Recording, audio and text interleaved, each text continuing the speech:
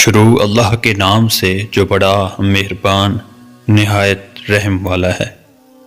ایک شخص نے امریکہ میں تعلیم حاصل کی۔ اس کا استاد یہودی تھا۔ ایک دن سبق میں سود کے فائدے بیان کرنے لگا۔ مسلمان طالب علم نے سوال داغا، سر، سود میں تو برکت نہیں ہوگی؟ یہودی کہنے لگا، برکت تو دنیا میں کہیں نہیں پائی جاتی۔ مسلمان نے کہا، اگر کوئی شخص کہے کہ مجھے 10,000 کتے چاہیے تو کیا وہ مل جائیں گے؟ اس نے کہا، نہیں۔ پھر پوچھا، اگر کوئی شخص 10,000 بکریاں مانگے تو کیا ابھی مل جائیں گی؟ جواب آیا، ضرور مل جائیں گے۔ مسلمان نے کہا، کتے کے ایک وقت میں 10 بچے ہوتے ہیں، جبکہ بکری کے صرف 1 یا 2 یا 3۔ پھر ہر روز بکریاں ذبح کی جاتی ہیں، مگر کتے آزاد پھرتے ہیں۔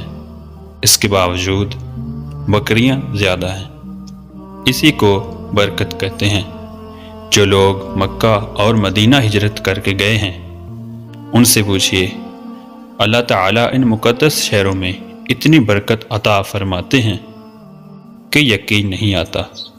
وہ ضروریات جو اپنے ملک میں پوری ہی نہیں ہوتی تھیں، ان شہروں میں آسانی سے پوری ہو جاتی ہیں۔ اب سوال یہ ہے کہ برکت کیسے حاصل کریں؟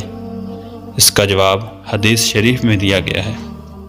اللہ تعالیٰ فرماتے ہیں، جب میری اطاعت و فرما برداری کی جاتی ہے تو میں راضی ہو جاتا ہوں۔ جب میں راضی ہو جاؤں تو برکت عطا کرتا ہوں۔ جب برکت عطا کروں تو بے حد و حساب دیتا ہوں، مگر جب میری نافرمانی کی جاتی ہے تو میں ناراض ہو جاتا ہوں۔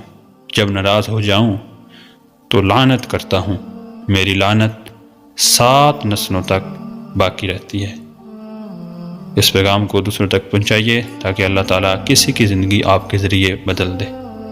ویڈیو کیسی لگی کومنٹ سیکشن میں اپنے خیالات کا اظہار ضرور کریے گا، اور ویڈیو کو لائک کیجیے گا۔ مزید اس طرح کی ویڈیوز دیکھنے کے لیے ہمارے چینل کو سبسکرائب کریں اور گھنٹی کے بٹن کو ضرور دبائیں۔ آج کا ورک تمام ہوا، لیکن مدح ابھی باقی ہے۔